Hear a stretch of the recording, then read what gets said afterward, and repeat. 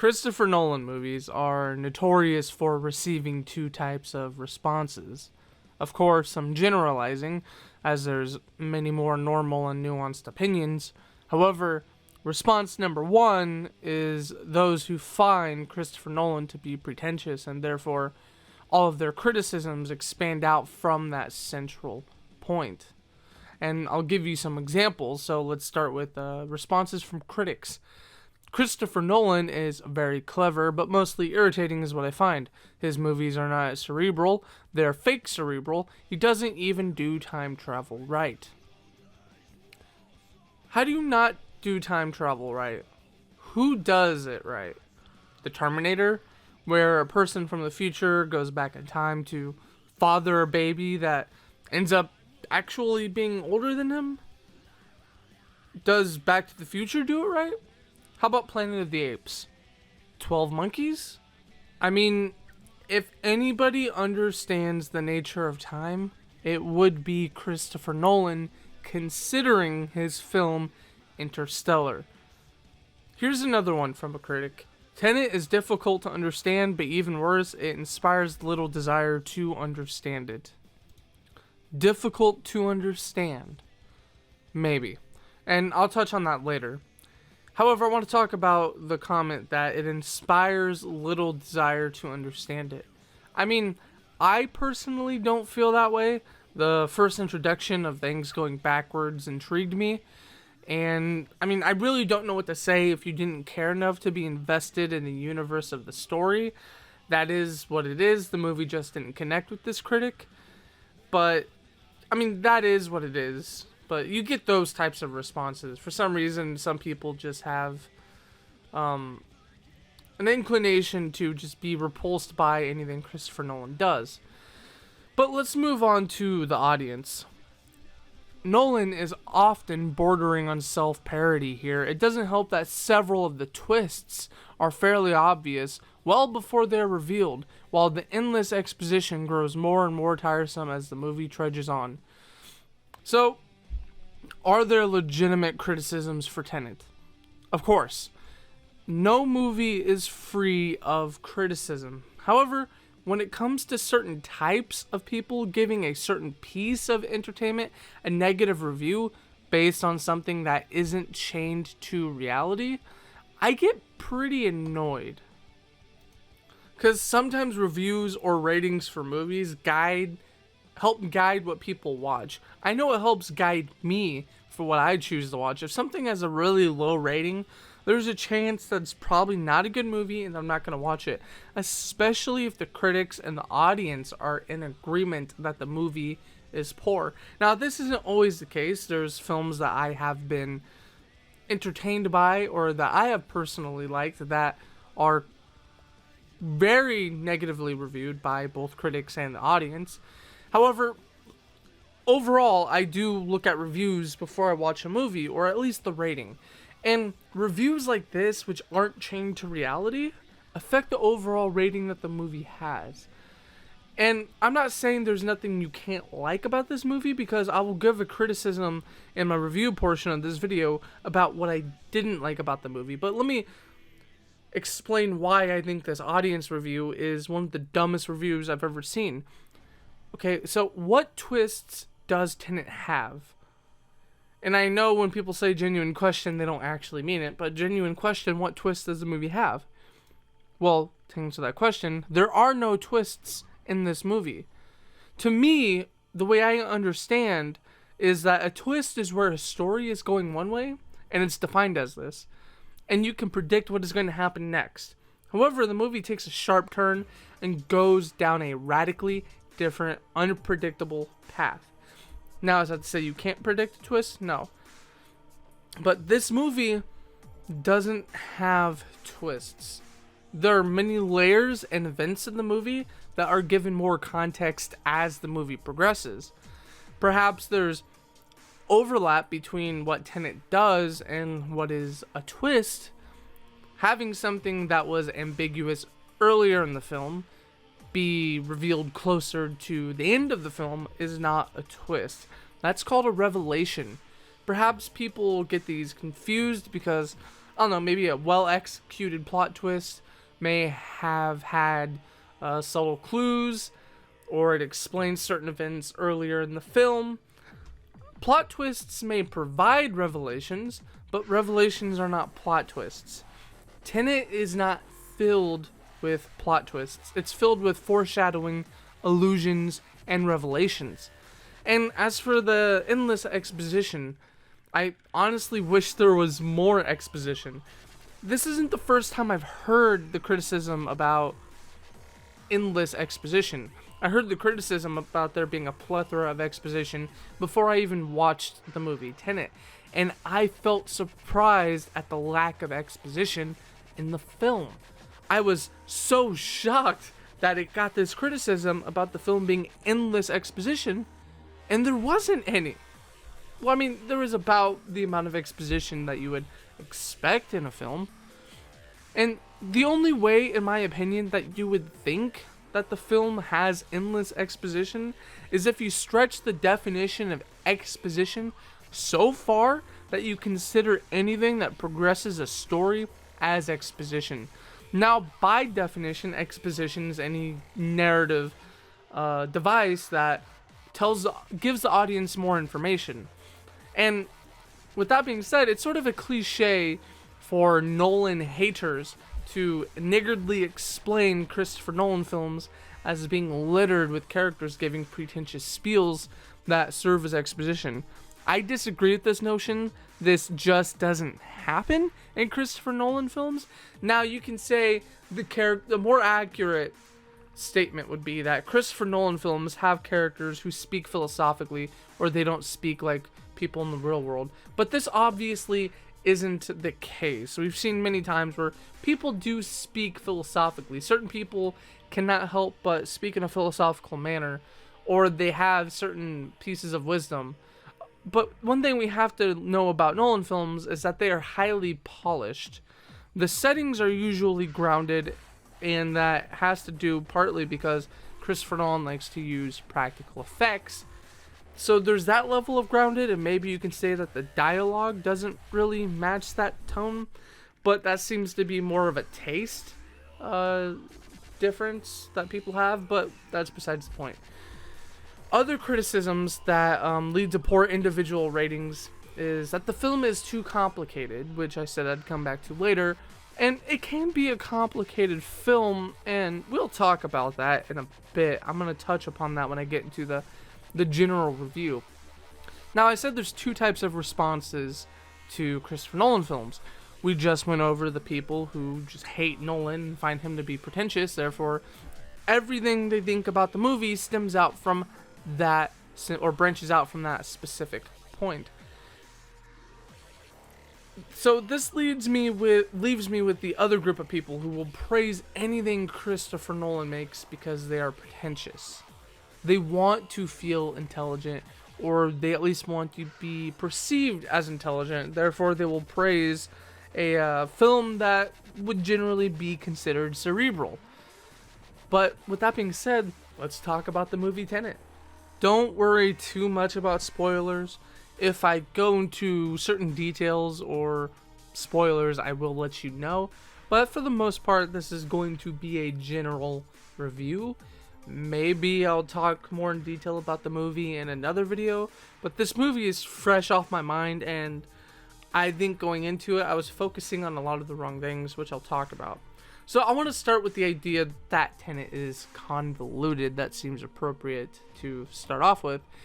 Tenet can be a difficult film to understand, but that's okay, because Tenet is not a film that you need to overthink, and I certainly did when I watched it.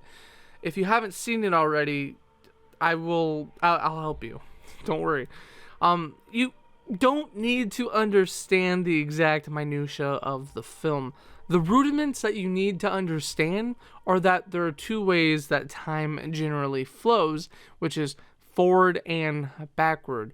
And I think the confusion comes when people are trying to reconcile how this would work. So first of all, it's a work of fiction. Time travel doesn't need to work like this, so don't think too much about it. Time, while an objective reality, it is, however, relative. it's possible to experience time differently. And the best example of this being depicted is in Christopher Nolan's Interstellar. But reversing time or traveling through time back and forward, it's not possible. So for example, nobody gets wrapped up about lightsabers in Star Wars. Okay, lightsabers are not physically possible, at least in the way that they are depicted in Star Wars. And I can link you to several physicists who say that, including Neil deGrasse Tyson and I can't remember his name. There's various physicists who will agree on the fact that lightsabers are not possible. Lasers are possible, but the exact physics of a lightsaber are not possible. But that's not what this video is about. Think of time travel as a lightsaber. It just is. The people actively traveling via time in this movie, they are called the inversed. Or those traveling through time, normally, those people will see the actions of people who are traveling through time, or the inverse. They'll see their actions in reverse, which can lead to a lot of trippy visuals, and it goes counter to the way we understand time, being a normal human being, that it does look odd and it can make it hard to grasp. So think of time travel as something that just is, and don't think about how much it will work and you'll be okay. Now, if you're someone who likes to nitpick movies and tear them apart, then just do not watch Tenet. Because, well, let me just say that you probably shouldn't be watching anything fictional, for that matter anyway. Because you're just not going to enjoy this movie if you can't suspend your disbelief about a work of fiction, about something that is obviously based in fantasy. Attempting to understand exactly how time travel works in this movie, like really thinking about it, it doesn't really matter, and it's not the focus of the film. Just like how in Star Wars it was never really important to understand the physics of a lightsaber, which most people, they don't really get wrapped up in anyway, because they see it's a laser sword and they think, oh, the future would have this way. It's not physically possible. Lightsabers are physically impossible. But it's also not imperative to understand exactly how the Force in Star Wars works. You don't need to know how it functions. You just know that it exists. And you have two different explanations. One is the more magical and religious explanation. And then, of course, you have the midichlorians and the prequels. Which, even if you have those explanations, it still doesn't explain how the Force works. And that's because we accept it that it just is. So take Tenet for what it is. That is, Tenet is a fun, thrilling ride which tackles the idea of free will, and it has a mind-bending storytelling style. It's actually a pretty straightforward movie. I just think people are getting too distracted by the time travel element, the way it works in the movie. The movie, it's filled with creative action, practical set pieces, and it plays with the idea of free will. So I said earlier that I have criticisms of the film. I have one main criticism, which is that it was so focused on its metaphysical bending and telling of the story that the protagonist, aside from ending the film more enlightened, didn't really go through an obvious sort of story arc or a traditional story arc. He doesn't get development in the way that you would expect characters to usually get development. However, right from the start, he does have character development. You learn that the main character is dedicated, he's loyal, resourceful, and intelligent, and he's very professional. The main character is likable, but you don't feel an emotional attachment to him. However, I will say that the real emotion of the movie, albeit not a very strong one, is between the two male leads. They are introduced to each other seemingly as strangers, and they go through obstacles and tense situations together. They have good chemistry, and toward the end of the film, you believe that they actually become friends. I may have been too distracted trying to figure out the metaphysical elements of the movie to actually pay attention to a lot of the smaller details. So maybe it warrants a rewatch, and maybe if you go into the film just focusing too much on how the time travel works, that it kind of takes away from the characters. I think the characters are good in the movie. I like them. However, it does seem like if you're too focused on the spectacle, that it's either the characters aren't developed as well as usually Christopher Nolan films develop their characters, or you get so distracted by the spectacle you're not really paying attention to the smaller details. And that could be part of the reason why Tenet overall is a hard film to understand. High concept films, maybe this is the negative of a certain type of high concept films, but in my opinion, Tenet is the best movie released in 2020. Now, you could probably argue that there might have been better films that were postponed that were supposed to be released in 2020, but that are now going to be released in 2021 or 2022 due to the pandemic, of course. But I think personally, at least as of when I'm recording this, which is March 2021, Tenet is the best film released since 2020. If you haven't seen Tenet yet, keep in mind what I said about the metaphysical elements. When you decide to watch Tenet, if you do, follow my advice and don't focus too much and try to conceptualize the metaphysics of the film. I'm not saying that because it's necessary to ignore, otherwise the film falls apart. I'm saying that because the point of the film isn't to discover how the time travel works in the film. Rather, it's a plot device, and it is something that just is. The movie is a bit trippy at times. The practical set pieces, in typical Nolan fashion, are a testament to the style of filmmaking that Nolan has.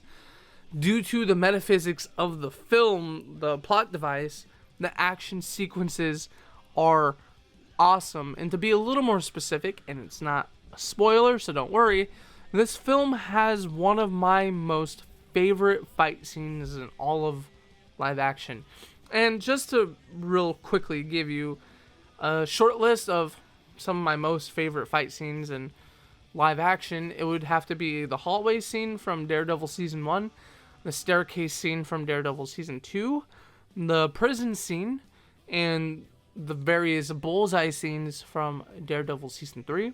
Of course, the movie Warrior with Tom Hardy, Raid and Raid 2, and of course, John Wick. The fight scene in this movie is freaking awesome. The time travel element, the way it works in this movie, just gives you... It's not trippy as in you feel like you're hallucinating, but because of the way the physics works in the film, because of time travel, it leads for a pretty bizarre fight scene to watch. Not bizarre as in you're just like, what the fuck am I watching? But bizarre as in because it doesn't look normal to our eye. And there's actually a lot that becomes... I'm not going to spoil that part, but it's a really cool scene, in my opinion. One of my favorite fight scenes. For anybody who says that Christopher Nolan can't choreograph a fight scene, I disagree with him. To be fair, I think it's really hard to choreograph a fight scene when you have that Batman suit that he had in the Dark Knight trilogy. I think that would be difficult. And I imagine I should have looked it up before I started recording, but he probably had an actual choreographer on this film. So, is Tenet a perfect film? I'm going to say no. I know there's, especially when The Last Jedi came out, there is this criticism that you shouldn't have to rewatch a film if you know if you like it. You know, you like it better the second time around. And there is evidence to suggest that you start to like something that is more familiar to you. So, rewatching something leads you to like it. But what I do think is that if you go into this film thinking you need to focus on a certain aspect, you might miss other aspects of the film. So I might watch this movie again and give another review or do a follow-up to this review to see if my opinion's changed. So for now, I'm going to say no, it's not a perfect film. I mean, in reality, there are no such thing as perfect films. and the way you feel about a film, that really depends on context. However, does this movie deserve a 70% rating on Rotten Tomatoes from the critics and the audience separately? The answer is hell no. It deserves at least an 80. I feel like Christopher Nolan movies, at least recently, are really, really underhyped or get a really unnecessary negative reaction. I think Interstellar is one of the best sci-fi movies to be released in the last 4 decades, to be honest. One of the best sci-fi movies since at least 2001: A Space Odyssey. But it has a remarkably low rating for how high of an opinion I have of it. But that's neither here or there. Would I recommend Tenet for people to watch? Hell yes, without a doubt.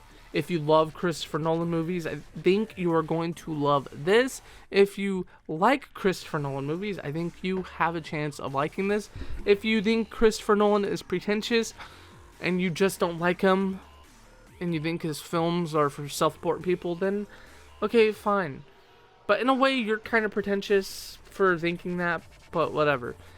I think Tenet is a good movie to watch. It's a good action film. If you liked Inception, you should like this movie. If you liked Interstellar, you should like this movie. If you like high concept films, you should also like this movie. Or if you like action films that kind of break the cliche or break the stereotypical mold or do something a little bit different, then I think you'll like this film. If you watch this review, I hope this review is more helpful than other reviews, because I haven't seen a lot of reviews saying what I'm about to say. Don't focus too much on the metaphysics, because that's not the point of the movie. You can say that maybe in Inception you really had to understand the way dreams worked, but in this movie, like I said, all you need to understand is that if you're moving through time normally, you're going forward and you perceive things the way we perceive them. However, if you're moving through time in reverse, meaning you're going back in time, which is the way time travel works, you are experiencing reality in reverse. So you see everything moving backwards. And as a result of you moving through time, other people see you moving backwards. And you could say there's some problems with the way it works if you really think about it too hard. Because sometimes you'll see it's hard to explain because of the way that the time is flowing, and you have people who exist in these two different planes of time. You'll see people kind of doing things in reverse, even though to them in their reality they're not moving reverse, they're moving forward. So there's a bit of trippiness in that regard. It's thinking about it, it's really hard to understand, which is why you're not supposed, it's hard to conceptualize, not because it doesn't make sense. Well, I mean, it doesn't make sense to the way we think about time, and I think that's where a lot of people get tripped up, which is not the point of this movie. You're not supposed to think too much about it. I'm not saying you're not supposed to think. Like I explained earlier, people don't get tripped up about the way lightsabers work, which again are physically possible, and they don't get tripped up about the Force, and they don't get tripped up when watching superhero movies where they have powers that no human will ever have, but they just accept it. And because in this movie, because it's so counter to the way we think and perceive reality, it can get a bit trippy to accept it, and you're still trying to figure out how it works, which isn't necessarily the point of this movie. Give Tenet a watch, keep what I said in mind, and this movie, it's pretty good. It's a blast, it's fun. And I hope this review has been helpful.